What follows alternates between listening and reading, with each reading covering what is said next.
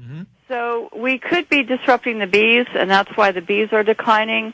The bats back east are in decline from a fungus, which, if you're taking away the direct sunlight, which acts as a disinfectant, this could be one of the causes. And no one is looking at the global dimming that's going on because of these jet contrails. No one, and persisting, and the man-made clouds. No one is looking at the increases here in California, where I live, in molds, mildews, fungus, that we never saw here ever before.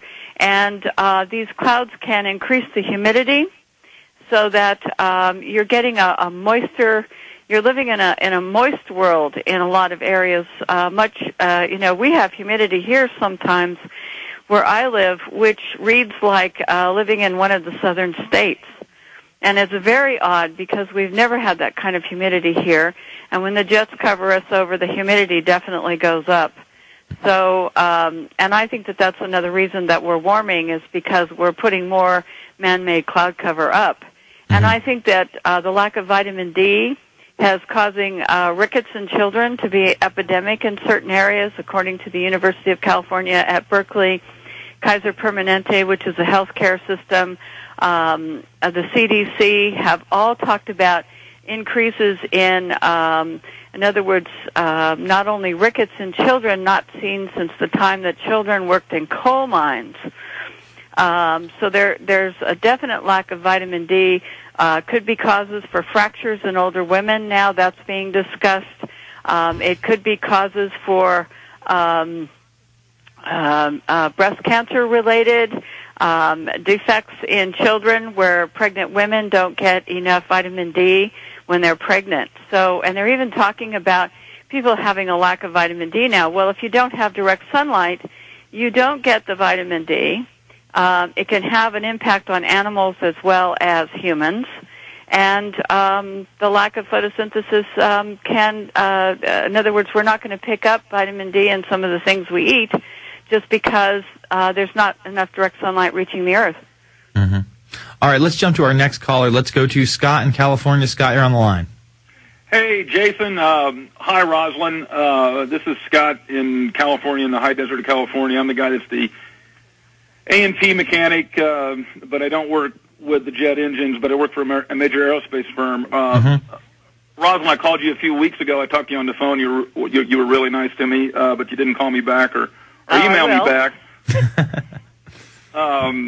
Anyway, I was the one that proposed talking about what's known as a high bypass turbofan jet engine. Have you heard of those, Rosalind? Not until you directly talked to me about it that day. No.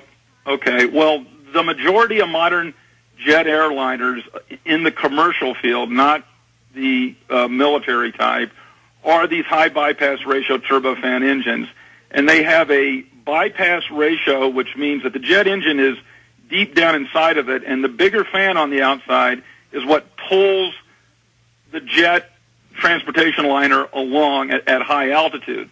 Well, they do two wonderful things, and all the jet engine companies, Rolls-Royce, General Electric, Pratt & Whitney, goes on and on, Garrett Turbine Engine Company, that they've all designed these things for two different reasons, and that is to control the noise around airports, because the outer bigger fan blade, the big blade in front that is not a part of the turbojet engine, will reduce the noise of the jet engine on the inside. And also, because you are a transport plane and you don't have to be like a jet fighter and fly really fast, at altitude, the gearbox and the clutch that runs the bigger fan produces a cruise speed. But the disturbance that they do at high altitude is far more than like a 707. So therefore, if the dew point trip layer, the humidity, I know I'm not saying that quite correctly, but if the atmospheric conditions allow it, whether you see high cirrus clouds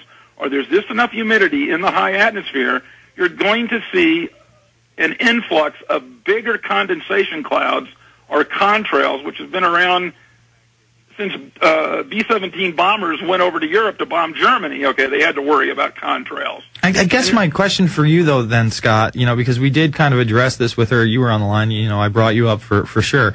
Is that why? Well, we talked about how it was an upper atmosphere thing, and the jet engines, and there was no difference between contrails and what we're calling chemtrails. If that is the case, then why do you sometimes see these teams of 3 or 4 planes spraying the skies, and then you have this cloud-like atmosphere? If it's just because of the type of engines. Well, that's pretty easy, Jason. You know that air traffic controllers have to run airplanes at different levels so they don't bump into each other. Even if they're flying along the same flight path, they'll be like a half-mile distance apart, up and down, okay? So they're going to be on a different flight vector, okay? So you're saying that they're not on a specific mission to spray. They're just in waiting. No. They're in limbo. No. All right, hold on. All right, hold on. I'm going to let you talk, but I want to get Rosalind's response to that. Sure. Go ahead, Rosalind. Well, that sounds fine, but there is then this raises there's 3 or 4 questions that I have. Mm-hmm. First of all, we have jets leaving black contrails here in California. Hold on.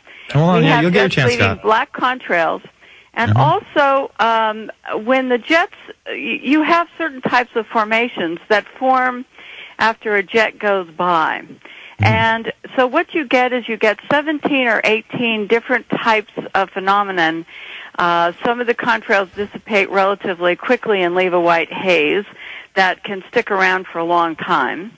Some of the jets leave different types of persisting contrails. And I put up on my website a poster showing all these different types of contrails that are produced. And it looks to me like when a jet lays out a certain type of trail, we get a certain phenomenon that will persist for a period of time and then dissipate. We get some that turn into white haze, and we get some that turn into these huge plumes. We get the black contrails. We get a phenomenon where these contrails turn into brown clouds. And they'll turn into different types of cloud formations, sometimes high cirrus. Sometimes we actually get different types of cloud formation, which are highly unusual.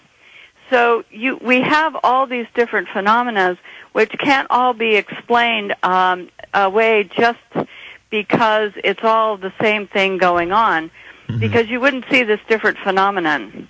And we get colored clouds at times, which can't be ice crystals, because you can see it's like aurora formations that appear during certain types of chemical spraying. And I'm going to go out on a limb here a little bit, but what happens is these aurora-type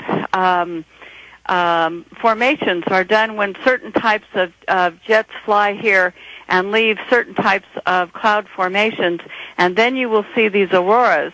And it's very consistent that a certain type of cloud is left, and then a certain type of aurora, moving aurora of various beautiful colors will appear.